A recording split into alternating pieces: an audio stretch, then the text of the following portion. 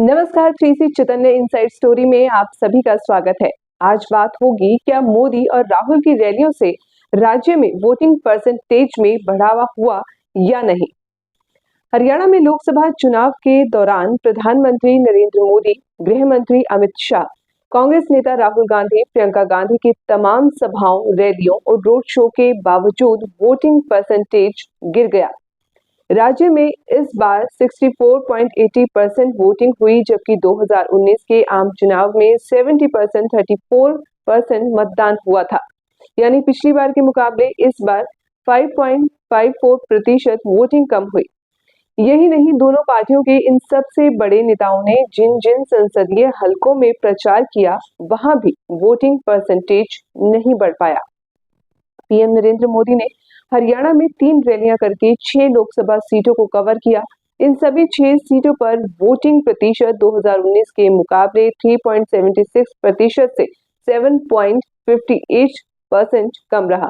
इसी तरह कांग्रेस नेता राहुल गांधी और प्रियंका गांधी ने 3 सीटों पर प्रचार किया। इन तीनों सीटों पर भी पिछले आम चुनाव के मुकाबले पोलिंग कम रही। पीएम मोदी ने 18 मई को अपनी पहली रैली अंबाला में की। इस रैली के जरिए मोदी ने अंबाला के साथ साथ जीटी रोड बेल्ट की कुरुक्षेत्र और करनाल लोकसभा सीट को भी कवर किया।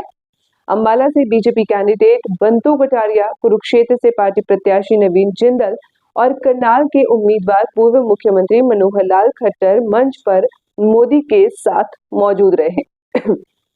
इनमें से अंबाला में 67.34%, कुरुक्षेत्र में 67.01% और करनाल में 63.74% लोगों ने वोट डाले। 2019 में अंबाला में 71.09%, कुरुक्षेत्र में 74.28% और करनाल में 68.34% पोलिंग हुई थी।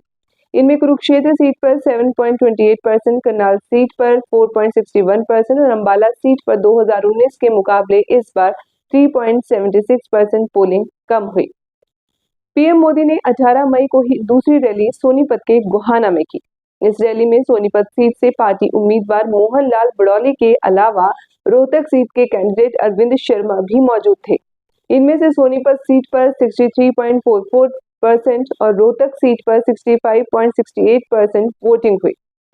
2019 में इन दोनों सीटों पर क्रमशः 71.2% और 70.52% वोटिंग हुई थी।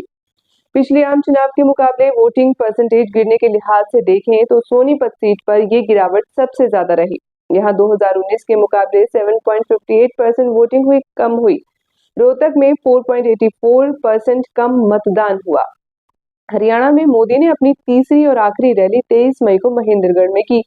इसमें गुरुग्राम सीट से बीजेपी कैंडिडेट राव इंद्रजीत और भिवानी महेंद्रगढ़ सीट से भाजपा उम्मीदवार चौधरी धर्मवीर सिंह मौजूद रहे। इन दोनों सीटों पर भी वोटिंग परसेंटेज 2019 के मुकाबले क्रमशः 5.30% और 5.9% गिर गया। कांग्रेस की बात करें तो पार्टी के 3 सबसे बड़े चेहरे हरियाणा में वोट मांगने आए। इनमें पार्टी के राष्ट्रीय अध्यक्ष मल्लिकार्जुन खड़गे के अलावा राहुल गांधी और प्रियंका गांधी शामिल रहे। इनमें से तीनों नेताओं के अलावा मल्लिकार्जुन खड़गे ने रैलियां, रोड शो किए। राहुल ने भिवानी महेंद्रगढ़ संसदीय क्षेत्र में आने वाले चरखी दादरी और सोनीपत में रैलियां की।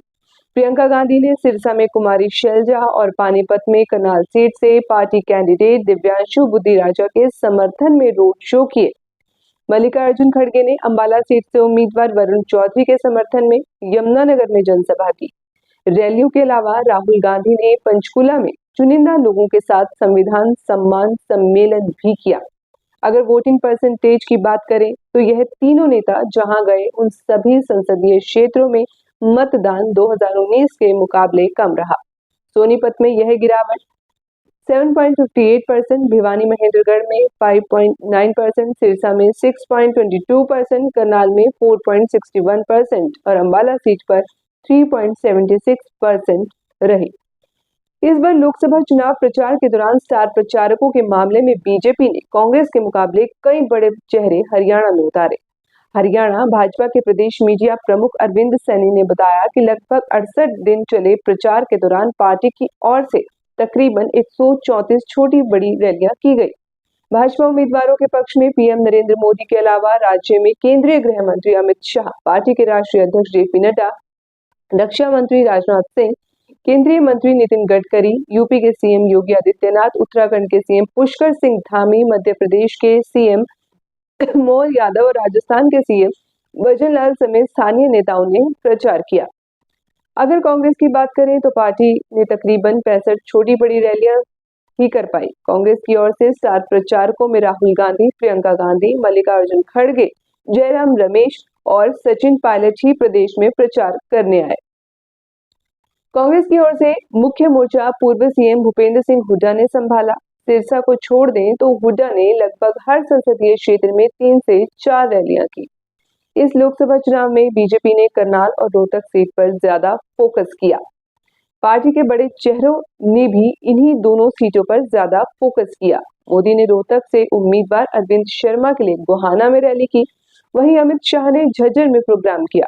महम में उत्तराखंड के सीएम पुष्कर सिंह धामी और कोसली में नितिन गडकरी के अलावा मध्य प्रदेश के मुख्यमंत्री मोहन यादव ने सभाएं की। भाजपा के राष्ट्रीय अध्यक्ष जेपी नड्डा ने रोहतक में रोड शो किया। रोहतक के बाद भाजपा का दूसरा सबसे ज्यादा फोकस करनाल सीट पर रहा, जहां से पार्टी ने पूर्व सीएम मनोहर लाल खट्टर को उतारा। पीएम मोदी ने अंबाला की रैली में मनोहर लाल के लिए वोट मांगे तो शाह ने करनाल में सभा की। जेपी नड्डा, राजनाथ सिंह और पुष्कर सिंह धामी भी करनाल में खट्टर का प्रचार करने पहुंचे। भाजपा की ओर से सबसे कम स्टार प्रचारक सिरसा, हिसार और गुरुग्राम सीट पर आए। सिरसा सीट पर अशोक तंवर के लिए सिर्फ योगी पहुंचे, वहीं हिसार में शाह ने एक रैली की। गुरुग्राम के उम्मीदवार राव इंद्रजीत के लिए मोदी ने महेंद्रगढ़ में वोट मांगे। नवीन जिंदल भी हिसार में रणजीत चौटाला का प्रचार करने पहुंचे। हालांकि सीएम नायब सिंह सैनी, पूर्व सीएम मनोहर लाल ने इन सीटों पर कई जनसभाएं और विजय संकल्प रैलियां की। तो एक बात साफ हो गई कि स्टार प्रचारक भीड़ तो इकट्ठा कर सकते हैं, लेकिन उनके भाषण में कही गई बातों पर अमल कितने लोग करते हैं, इसका जवाब मेरी बातों से आपको मिल ही गया होगा। तो आज के लिए इतना ही, फिर मिलूंगी। जय हिंद।